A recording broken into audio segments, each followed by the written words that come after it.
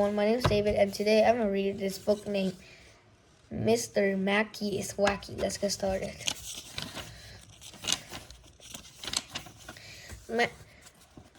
Chapter 1, Crazy Pet Day. My name is AJ and I hate school. Man, I wish I was a grown-ups. Grown-ups are so lucky. They don't have to go to school. If I was a grown-up, you know which grown-up I would like to be? I would be the President of the United States. And you know what would I do if I was the President of the United States? I would close all schools. Then kids wouldn't have to go anymore. That's what I would want to do. But until I become a president, guess I have to keep going to school. Bummer in the summer. It was a crazy pet day at elementary school. So kids had crazy pet brought them all to show the class. My friend Ryan brought his hermit crab. A girl named Auntie brought her bird, which you asked me isn't crazy at all.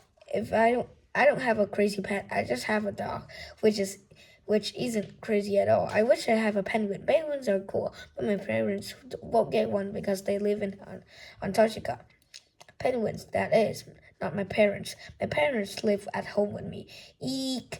Screamed girl Emily, who cries over everything. A rat. It wasn't a rat. It was a pet refret that belongs to Nell Crouch, who we call Nell the new kid, even though he wears clothes. But it looks a little bit like a rat, a long rat. What's your favorite name? I asked Nell the new kid as I'm looking at the cage. The favorite cage is not Nell's. He doesn't live in a cage. He lives in a house with his present. His name is Mr. Wiggles. Clap, clap, clap, clap, clap. Clapped our teacher, Miss Daisy. Her signal that we have to stop talking. We'll learn about all our crazy pets later, Miss Daisy told us. But first, I have big news. Miss Daisy says she has a big nose. I whispered to my friend Michael. He cracked up. Do you have something you'd like to share with the rest of the class, AJ? Asked Miss Daisy. No, the big news is that the President Day is coming next week, says Miss Daisy. What's President Day? Everyone asked. I have no idea, says Miss Daisy, who doesn't know anything. Maybe one of their kids can tell what President's Day is special. I raised my hand. So did Andrea Young, this really annoying girl with curly brown hair. She always waving her hand in the air like always. Andrea thinks she knows everything, but Miss Daisy called on me instead. So nah, boo on Andrea.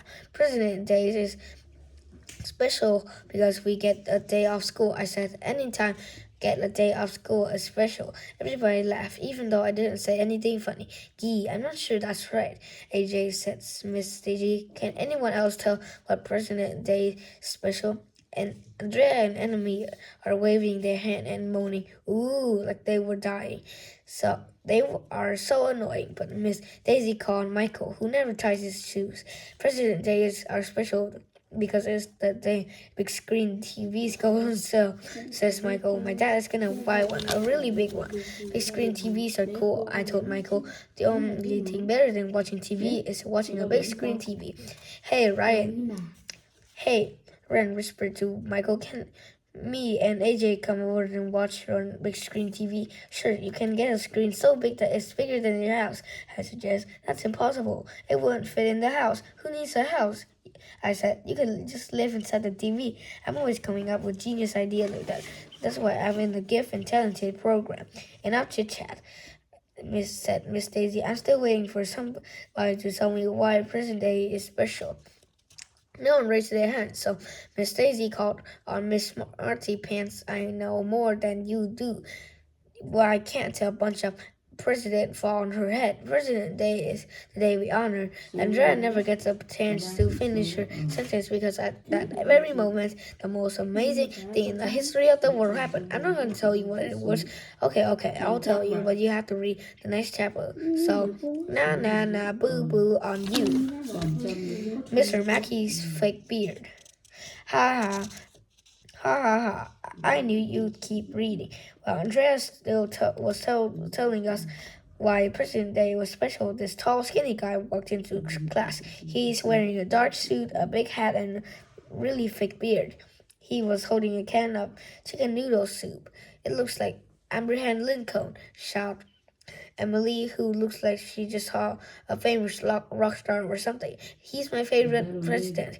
I slapped my head. That girl Emily will fall for anything. Abraham Lincoln died like millions of years ago. Dumbhead, I told her. You're mean, Emily says. Then she started crying and went out of the room. Well, cry, baby. All I did was to call her a dumbhead, which she is. Everybody knew that guy in a hat and beard was Mr. Mackey, the reading specialist at elementary school. You're Mr. Mackey. Now the new kid shouted. No, I'm not Mr. Mackey in a really fake low voice. The young lady was correct. My name is Abraham Lincoln. When I was a boy, I lived in a log cabin. We are so poor I had to write on a shovel by candlelight.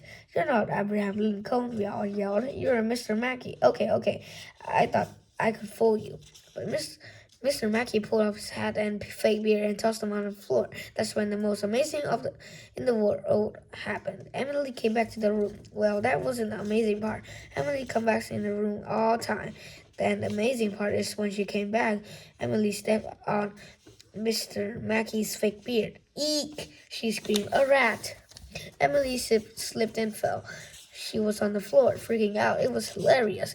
We were all cracking up. It's not a rat, I told Emily. It was just Mr.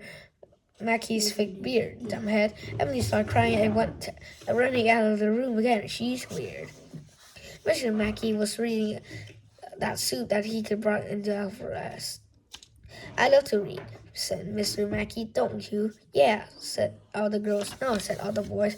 Mr. Mackey is always trying to get us to read. What is his problem?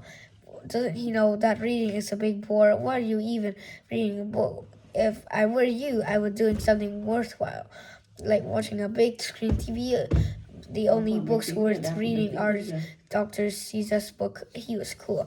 My friend Billy, who lives in the corner, told me that if you read too much, you go blind. Homework involves a lot of reading, so I'll just be on the safe side. I'm going to stop doing my homework and I won't go blind. Mrs. Mackey, why do you have a can of chicken noodle soup? Asked Mr. Michael.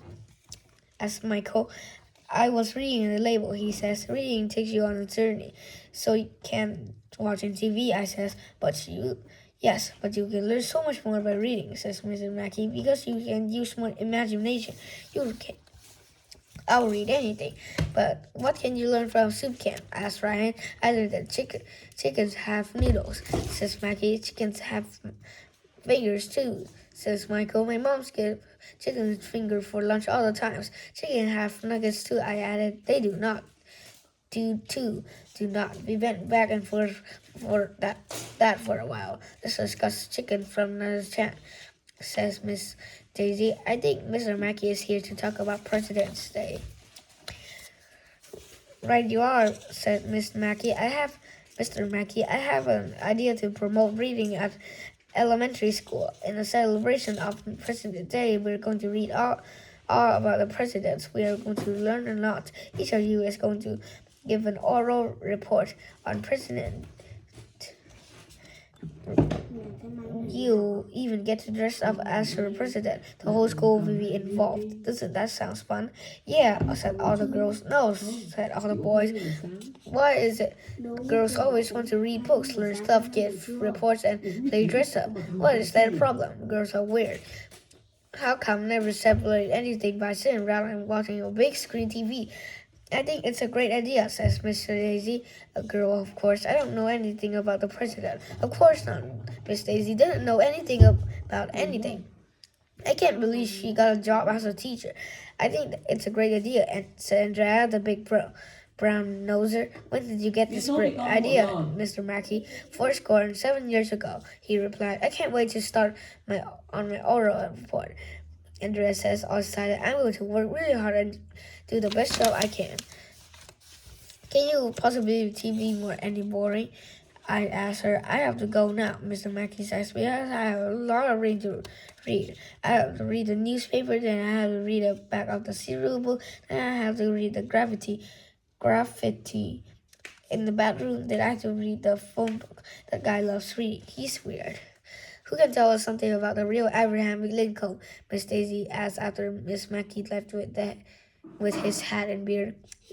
Lincoln rhymes with stinking. I says, true. Abraham Lincoln's face is on a penny, said Andrea. That's right, Miss Daisy. Andrea looked proud of herself. I hate her. He would take that penny off his face. I says, no.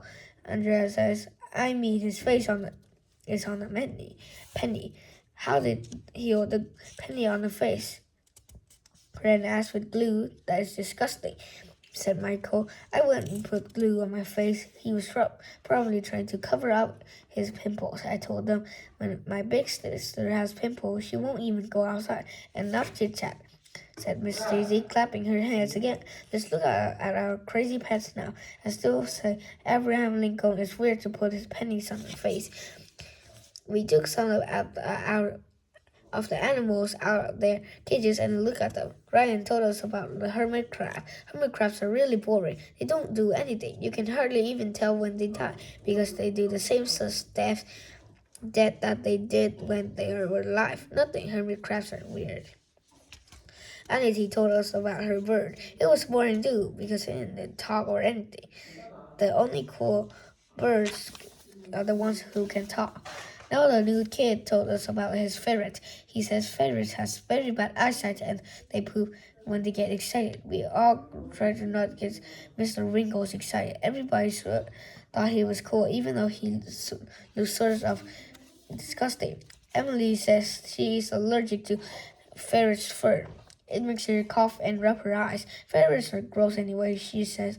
Mr. Wrinkles looked like a long rat. I was going to say, so does your face, but Emily would probably run out of the room and cry again. Then I have to go to the principal's office. Besides, she's right. Mr. Wrinkles did look like a long rat, but if you ask me, ferrets are cool. Not as cool as penguins, but they're still cool. We were having fun learning about our crazy pets, but then who suddenly walked into the door? Nobody, because if you walk into the door, you would hurt your head. But guess who walked into the class? It was some funny-looking guy all dressed up in a fancy army uniform. He has a white wig on his head and a sword in his hand. It's George Washington, says Miss Daisy, all excited. She stood up and gave a salute. We all knew it wasn't George Washington. It was Miss Ruby, our librarian. She is always pretending to be something else. One time she pretended to be Johnny Appleseed. She walked around all day with a pot of her head. I still don't understand why you wear a pot on her head to plant apples. Mr. Ruby is loopy. You're not George Washington, we all shouted. You're Miss Ruby, the librarian. You must be mistaken, Miss Ruby said in a fake low voice. I was the first president of the United States. I cannot tell a lie. I dropped down cherry tea. I have one tea. See? Mr. Ruby take out her teeth. It was disgusting. I am so glad she put her gross teeth back to her mouth. I can tell everyone that you come to the library. You'll find many books about me and other presidents too, says Miss Ruby. They'll help you prepare for President Day's oral report. I wish I could go to hang out and tell you more, but I must go to fight the British. She ran out of the room. That was only totally Miss Ruby, says Ryan. After Miss Ruby left, Miss Daisy asked, who can tell something about the real George Washington? His face is on the dollar bill, says Miss. See how smart I am, Andrea? That's right, said Miss Daisy. Andrea looked all proud of herself. She took that bill off his face. I said, no, I mean his face is on the dollar bill. I knew perfectly well what Andrea meant. I was just yanking her chain. So that's the end of the video. Thank you for listening. Goodbye.